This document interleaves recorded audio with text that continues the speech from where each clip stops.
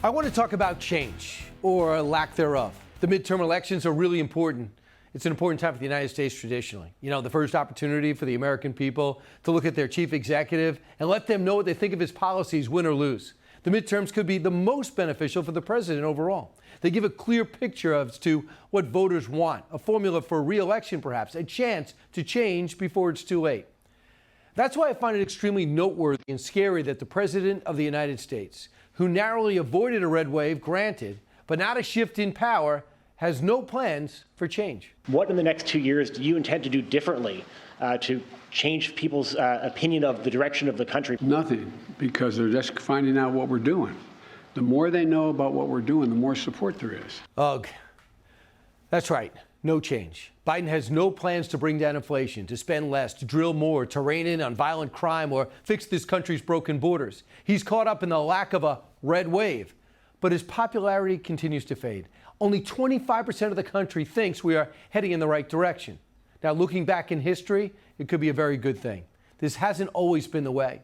Now, when the midterm elections didn't go the way of the party in power, or a policy was just flat out failing, changes were made. It wasn't a big deal. 1938, for example, FDR's Democratic overreach cost his party the midterms. Voters were fed up with his power grab style, packing the court, and he had a new deal. So after losing 81 seats in the House in that election, FDR changed his tune. He worked with Congress. He built up his Democratic base. He won re-election 2 years later. In fact, he never lost. Joe plans on singing the same tune, though, until 2024. Why? Following the Democratic Party's poor showing in 1946 midterms, Harry S. Truman worked tirelessly to build support for his party, focusing issues that mattered most to his people, and party labor and wages and civil rights and health care. He changed. What matters to the people doesn't seem to matter right now to Joe Biden, because there was no red wave.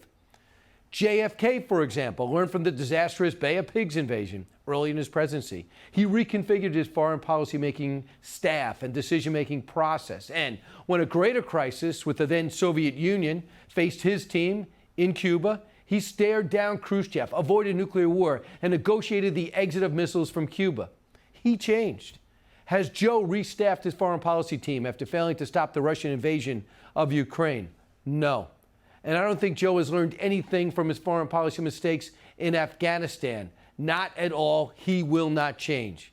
I'll give you another example of somebody that changed. 1994, Bill Clinton's empty promises and personal scandals were to blame for a red wave in his midterm. He knew he needed to change to win in 1998. So he reset his focus on the middle class, on crime, on welfare reform. He worked with Republicans, and the federal budget was a focus. He cut deals with the GOP. He coasted to re-election. Do you know that he balanced the budget? It was actually at zero. Biden feels no need to change, even after all those examples, which he probably lived through. Now, 2006 is another example. Hurricane Katrina hit. The drawn-out Iraq war was really hurting President George W. Bush and the GOP. So you know what he did? After the midterms, when he got hammered, George W. Bush changed things. He got rid of his long-serving chief of staff, Andy Card. On Andy Card's behest, he went ahead and resigned. Other loyalists just rotated out.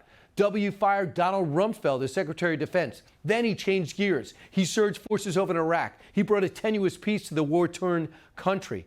Bush listened to the electorate. There's no problem with that in the past. There seems to be no leadership changes in the pipeline for the Biden administration. I'm going to give you the last example, which he did, in fact, live through. He was vice president. The year was 2010. Barack Obama took full responsibility for the shellacking his party endured during the midterms. He united his own party, and he sailed to re-election in 2012.